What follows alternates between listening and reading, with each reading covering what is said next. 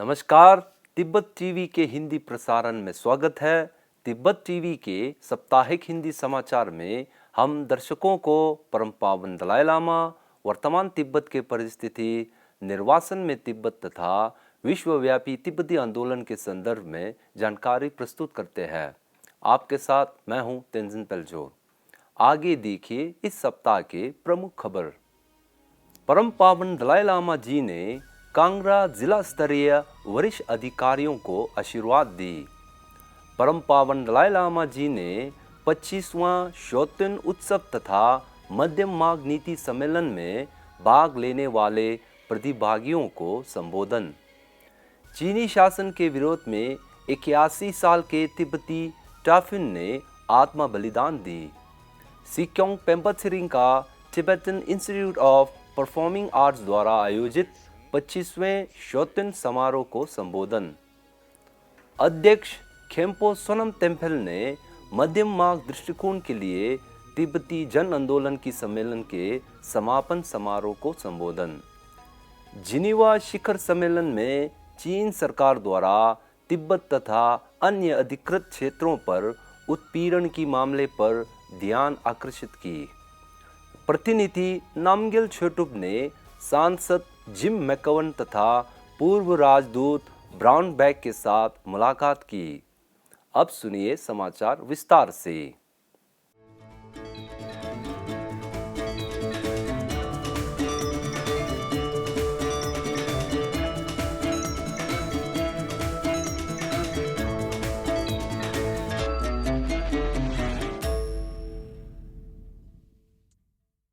इसी 4 अप्रैल 2022 को परम पावन दलाई लामा जी ने कांगड़ा जिला के स्थानीय वरिष्ठ अधिकारियों की एक समूह को दर्शन दिया था। इस समूह में कांगड़ा जिला के उप आयुक्त, पुलिस अधीक्षक, अतिरिक्त उप आयुक्त, अतिरिक्त जिला मजिस्ट्रेट और एसी से डीसी शामिल थे। अपने संबोधन में परम पावन दलाई लामा जी ने कहा कि वह धर्मशाला में बहुत खुश है और धर्मशाला के साथ गहरी स्नेह और लगाव रहा है। उन्होंने भारत सरकार तथा जनता द्वारा उनके प्रति स्वतंत्रता तथा सुरक्षा प्रदान करने के लिए आभार प्रकट की। विशेषकर कांगड़ा के अधिकारियों एवं सुरक्षा कर्मी विभाग द्वारा उनके सुरक्षा में निरंतर सहयोग देने के लिए धन्यवाद व्यक्त किए। परम पावन दलाई लामा जी ने कहा कि उनके भारतीय पुलिस कर्मियों ने सन 1960 से लेकर सुरक्षा एवं रक्षा प्रदान की है और पुलिस कर्मियों और महिलाओं के साथ बातचीत की व्यक्तिगत कहानियां भी साझा की है। इसी प्रकार अधिकारियों ने केंद्रीय तिब्बती प्रशासन के सिक्योंग पेम्पा के साथ मुलाकात की और निर्वासित तिब्बती संसद तथा तिब्बत संग्रहालय की यात्रा की। परम पावन दलाई लामा जी ने धर्मशाला मुख्य मंदिर प्रांगण में 25वां शोतन उत्सव के कलाकारों तथा मध्यम मार्ग दृष्टिकोण सम्मेलन के प्रतिभागियों को 7 अप्रैल 2022 के सुबह दर्शन दिया था। अपने संबोधन में परम पावन दलाई लामा जी ने कहा कि मुझे शोतन उत्सव शुरुआत होने पर बहुत खुशी महसूस कर रहा हूँ, क्योंकि ये उत्सव तिब्बत की यादगार क्षण को उजागर करता है, जहाँ हम इसे बहुत उत्साह के साथ मनाया जाता है।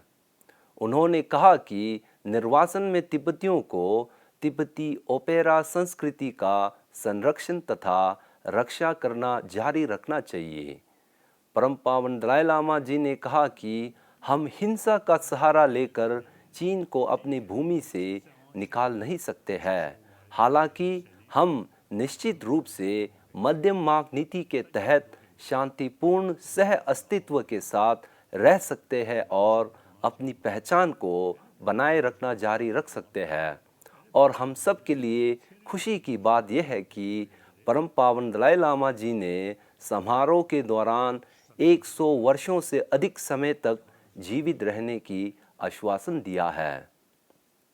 केंद्रीय तिब्बती प्रशासन को तिब्बत से मिली एक विश्वसनीय सूत्र के अनुसार तिब्बत के कीर्ति नाबा काउंटी से 81 साल के तिब्बती व्यक्ति टाफिन ने आत्मदाह की है। टाफिन ने कीर्ति मठ के पुलिस थाने के सामने चीन सरकार द्वारा तिब्बतियों पर अत्याचार करने के विरोध में आत्मदाह किया है। सूत्रों के अनुसार टाफिन द्वारा आत्मदाह करने के बाद पुलिस ने उन्हें तुरंत ले गया था। हालांकि उनका बाद में हिरासत में निधन हुआ था। पिछले कई वर्षों विशेषकर मार्च में चीन सरकार ने नाबा काउंटी में कड़ी प्रतिबंध और दमन लगाया है।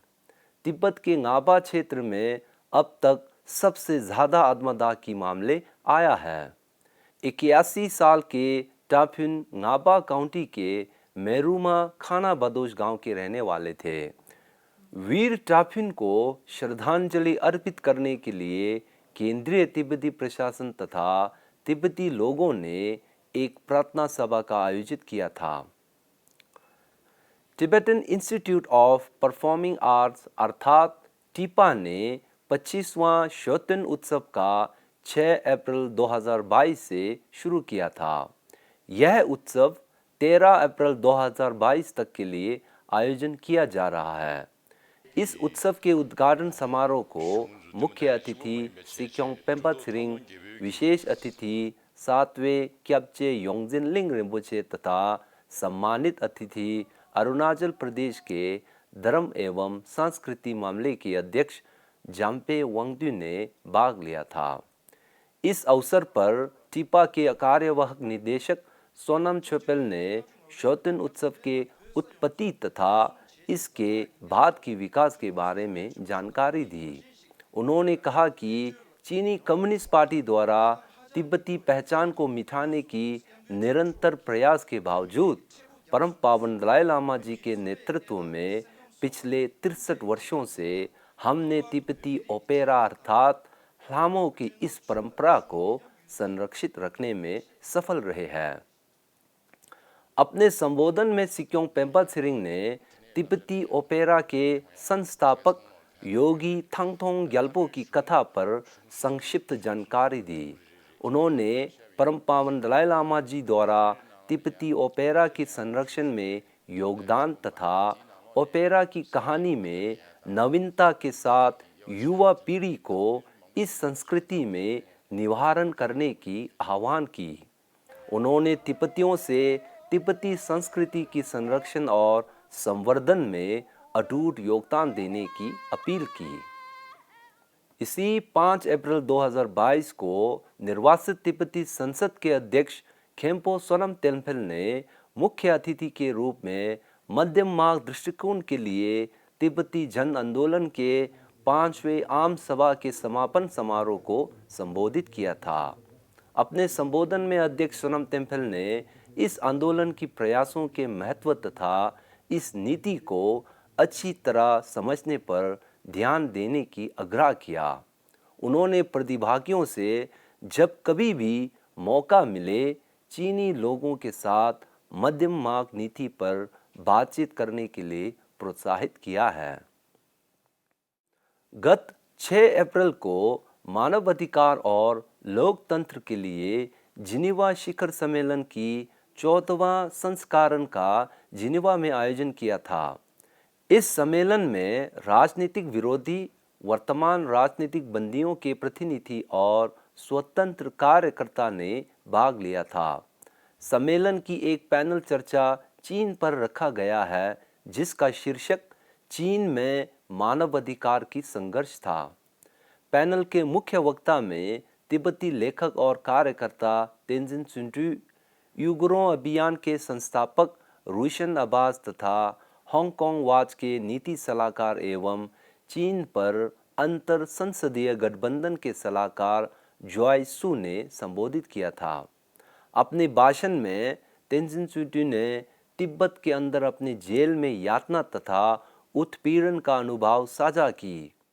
उन्होंने ऐतिहासिक तिब्बत के तथ्य पर ध्यान केंद्रित करते हुए कहा कि द्वितीय विश्व युद्ध के बाद जबकि अधिकांश राष्ट्र आज़ादी और स्वतंत्र हो रहे थे, यही समय था जब चीन ने तिब्बत पर कब्जा करके हजारों तिब्बती लोगों को मार दिया था।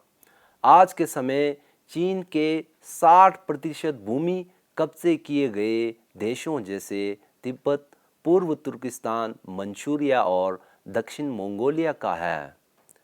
वाशिंगटन तिब्बत कार्यालय के प्रतिनिधि नामग्याल छोडुप तथा सचिव टाशी थुन्डुप ने प्रतिनिधि सभा के सांसद जिम मैकवन के साथ मुलाकात की। बैठक के दौरान प्रतिनिधि छोडुप ने सांसद जिम मैकवन द्वारा तिब्बत मुद्दे के लिए लगातार समर्थन देने के लिए आभार प्रकट की। उन्होंने सांसद मैकवन को तिब्बत के अंदर बिगड़ती मानव अधिकार स्थिति, विशेष रूप से हाल में मशहूर तिब्बती गायक छावांग नुरपु तथा टाफिन द्वारा आत्म बलिदान दिए जाने के बारे में जानकारी साझा की। साथ ही उन्होंने केंद्रीय तिब्बती प्रशासन के सिक्योंग पेम्पा त्सरिंग का अप्रैल महीने में अमेरिका की आधिकारिक यात्रा के बारे में भी चर्चा की। इसी के साथ आज का खबर यही समाप्त होती है। अगले हफ्ते हम फिर मिलेंगे। मुझे दीजिए आज्ञा। धन्यवाद।